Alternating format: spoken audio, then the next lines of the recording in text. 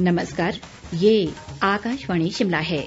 अब आप प्रभा शर्मा से प्रादेशिक समाचार सुनिए। आज के मुख्य समाचार। केंद्रीय वित्त मंत्री निर्मला सीतारामन ने कहा, आर्थिक पैकेज की तीसरी किश्त में कृषि और इससे संबद्ध क्षेत्रों को राहत देने पर रहेगा विशेष ध्यान। मुख्यमंत्री जयराम ठाकुर के उपायुक्तों को निर्देश, बाहरी राज्यों से आने वाले लोगों की निगरानी के लिए जन प्रतिनिधियों से बनाएं उचित तालमेल। शिमला, धर्मशाला, मंडी और हमीरपुर में स्थापित होंगे वरिष्ठ नागरिक सुविधा केंद्र। और गोवा में फंसे 1486 लोगों को लेकर ऊना पहुंची विशेष ट्रेन। प्रदेश वापसी पर लोगों ने जताई खुशी। अब समाचार विस्तार से। केंद्रीय वित्त मंत्री निर्मला सीतारामन ने कहा है कि प्रधानमंत्री द्वारा घोषित आर्थिक पैकेज की तीसरी किश्त में कृषि और इससे संबंधित क्षेत्रों को राहत देने पर विशेष ध्यान दिया जाएगा। नई दिल्ली में आज एक संवाददाता सम्मेलन में उन्होंने कहा कि सरकार ने किसानों के कल्याण के लिए कई कदम उठाए हैं और 1 लाख करोड़ रुपए के कृषि बुनियादी ढांचा कोष की घोषणा की गई है। उन्होंने बताया कि लॉकडाउन के दौरान किसानों से न्यूनतम समर्थन मूल्य पर करीब 74,300 करोड़ रुपए की कृषि उपज की खरीद की गई है। वित्त मंत्री ने बताया कि प्रधानमंत्री मत्स्य संपदा योजना के माध्यम से मछुआरों के लिए 20,000 करोड़ रुपए का प्रावधान किया गया है। इसी तरह मधुमक्खी पालन को बढ़ावा देने के लिए 500 करोड़ रुपए का प्रावधान किया जाएगा। केंद्रीय वित्त व कॉरपोरेट मामले राज्य मंत्री अनुराग ठाकुर भी इस दौरान मौजूद रहे। इस बीच मुख्यमंत्री जयराम ठाकुर ने केंद्रीय वित्त मंत्री द्वारा कृषि व संबंधित क्षेत्र के लिए घोषित 1,63,000 करोड़ रुपए से अधिक के पैकेज का स्वागत किया है। उन्होंने खाद्य प्रसंस्करण क्षेत्र में स्थानीय सूक्ष्म उद्योगों को प्रोत्साहित करने के लिए 10,000 करोड़ रुपए के फंड की स्थापना का भी स्वागत किया, जिससे करीब 2 लाख इकाइयां लाभान्वित होंगी। मुख्यमंत्री ने कहा कि इससे स्थानीय उद्यमों को क्लस्टर आधार पर स्वास्थ्य व ऑर्गेनिक उत्पाद बनाने के लिए प्रोत्साहित किया जाएगा। उन्होंने कहा कि इससे प्रदेश के लोगों को भी व्यापक लाभ मिल सकेगा। जयराम ठाकुर ने पशुओं को मुंह और खुर की बीमारियों से बचाने और मधुमक्खी पालन के लिए धनराशि के प्रावधान के निर्णय के लिए भी आभार जताया। मुख्यमंत्री जयराम ठाकुर ने सभी उपायुक्तों को पंचायत व शहरी स्थानीय निकायों के प्रतिनिधियों से उचित तालमेल बनाने के निर्देश दिए हैं, ताकि वे बाहरी राज्यों से आने वाले लोगों के बारे में अग्रिम जानकारी दे सकें। शिमला में आज सभी जिला उपायुक्तों, पुलिस अधीक्षकों और मुख्य चिकित्सा अधिकारियों से वीडियो कॉन्फ्रेंसिंग के माध्यम से मुख्यमंत्री ने कहा कि होम क्वारंटीन के लिए फुल प्रूफ मैकेनिज्म बनाने की जरूरत है, क्योंकि किसी भी तरह की ढील नुकसानदायक साबित हो सकती है। मुख्यमंत्री ने स्पष्ट किया कि होम क्वारंटीन के नियमों का उल्लंघन करने वालों से सख्ती से निपटा जाना चाहिए। मुख्यमंत्री जयराम ठाकुर ने कहा है कि मंत्रिमंडल के फैसले के बाद प्रदेश में करीब 1,50,000 अतिरिक्त परिवार राष्ट्रीय खाद्य सुरक्षा अधिनियम के तहत लाए जाएंगे। उन्होंने आज शिमला में बताया कि इस निर्णय का उद्देश्य समाज के कमजोर वर्गों को अधिक से अधिक लाभान्वित करना है।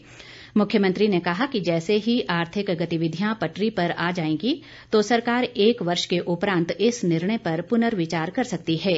उन्होंने उम्मीद जताई कि लोग कोरोना महामारी के इस दौर में सरकार द्वारा लिए गए इन निर्णयों का समर्थन करेंगे। जयराम ठाकुर ने बताया कि राज्य सरकार के इस निर्णय से करीब 70 करोड़ रुपए तक की बचत होगी, जिसका उपयोग कोविड महामारी से निपटने और कमजोर वर्गों के उत्थान के लिए किया जाएगा। ग्रामीण विकास व पशुपालन मंत्री वीरेंद्र कंवर ने ऊना जिले के बरनोह में आज निर्माणाधीन मुर्राह प्रजनन केंद्र का निरीक्षण किया। उन्होंने कहा कि इस केंद्र से किसानों को उन्नत नस्ल की भैंस मिल सकेगी, जिससे वे अपनी आय और अधिक बढ़ा सकेंगे। वीरेंद्र कंवर ने कहा कि सरकार ने किसानों की आय दोगुना करने का लक्ष्य रखा है, लेकिन किसानों के योजनाओं के प्रति जागरूक होने से ही ये लक्ष्य हासिल किया जा सकता है। केंद्र सरकार की प्रधानमंत्री किसान सम्मान निधि योजना लॉकडाउन के दौरान किसानों को राहत पहुंचाने में मददगार साबित हो रही है। योजना के तहत किसानों को मदद देने के लिए सरकार की ओर से अब तक 18,000 करोड़ रुपए से अधिक की राशि जारी की गई है। मंडी जिले में लाभान्वित किसानों ने कहा कि इस योजना के तहत खाते में आई राशि से उन्हें खाद व बीज खरीदने की सुविधा मिली है। मैं रूप सिंह गुलेरिया, ग्राम पंचायत भ्रौण, जिला मंडी, हिमाचल प्रदेश का रहने वाला हूँ। मुझे किसान सम्मान योजना के तहत 4,000 रुपया मिल चुका है, जो कि खेती बाड़ी की खाद और बीज वगैरह के लिए जरूरी है। ये योजना श्री मोदी जी ने ठीक चलाई है। शिक्षा मंत्री सुरेश भारद्वाज ने कहा है कि राज्य सरकार शिमला, धर्मशाला, मंडी और हमीरपुर में वरिष्ठ नागरिक सुविधा केंद्र स्थापित करेगी। शिमला में आज मंत्रिमंडल की उप समिति की कृषि और आयुर्वेद विभागों के साथ हुई बैठक में उन्होंने बताया कि इन केंद्रों में एक कौशल हस्तांतरण केंद्र भी होगा, जहां वरिष्ठ नागरिक युवाओं को कौशल प्रदान करेंगे। उप समिति के सदस्य व उद्योग मंत्री बिक्रम ठाकुर ने कहा कि किसानों व बागवानों के कल्याण और उत्थान के लिए आवश्यक प्रयास किए जा रहे हैं। वहीं वन मंत्री गोविंद ठाकुर ने बताया कि प्रदेश में 19 मंडियों को ई नाम प्रणाली के तहत लाया गया है, जिसमें 69 उत्पादों का व्यापार किया जा रहा है। शिक्षा मंत्री सुरेश भारद्वाज ने आज शिमला में आईजीएमसी के निर्माणाधीन ओपीडी ब्लॉक का निरीक्षण किया। उन्होंने कहा कि करीब 103 करोड़ रुपए की लागत से बन रहे इस भवन का कार्य आगामी सितंबर तक पूरा कर लिया जाएगा। भारद्वाज ने बताया कि इस भवन के समीप स्मार्ट सिटी परियोजना के तहत 600 गाड़ियों के लिए पार्किंग स्थल का भी निर्माण किया जा रहा है। लॉकडाउन के चलते गोवा में फंसे प्रदेश के करीब 1,486 लोगों को लेकर एक विशेष रेलगाड़ी आज सुबह ऊना पहुंची। ऊना से हमारे जिला संवाददाता राजेश शर्मा ने बताया कि प्रारंभिक स्वास्थ्य जांच के बाद इन लोगों को उनके जिला मुख्यालय भेज दिया गया है। प्रशासन द्वारा इस दौरान सामाजिक दूरी के नियमों का पालन करते हुए सभी को सैनिटाइजर, मास्क और अल्पाहार दिया गया। संबंधित जिलों में पहुंचने पर सभी को 14 दिन तक क्वारंटीन किया जाएगा। प्रदेश वापसी पर लोग खुश दिखे और उन्होंने सरकार का आभार जताया। इस बीच विभिन्न राज्यों के प्रवासी मजदूरों को लेकर आज सोलन से 10 बसें रवाना हुई। प्रवासी मजदूरों को रवाना करने से पूर्व उनकी थर्मल स्क्रीनिंग की गई। घर वापसी पर प्रसन्नता जताते हुए इन मजदूरों ने कहा कि इस संकट की स्थिति में हर कोई अपने परिवार के साथ जीवन यापन करना चाहता है। हालांकि कुछ मजदूरों का कहना था कि स्थिति सामान्य होने पर वे वापस लौट आएंगे। भारत सरकार के आयुष मंत्रालय ने कोरोना महामारी से निपटने के उद्देश्य से रोग प्रतिरोधक क्षमता में सुधार के लिए काढ़ा तैयार किया है। लाहौल स्पीति के उपायुक्त के सरोज ने आज केलंग में मधु यष्टियादि कषाय काढ़ा कोरोना योद्धाओं को वितरित किया। उपायुक्त ने उम्मीद जताई कि ये काढ़ा कोरोना योद्धाओं में रोग प्रतिरोधक क्षमता बढ़ाने में लाभदायक सिद्ध होगा।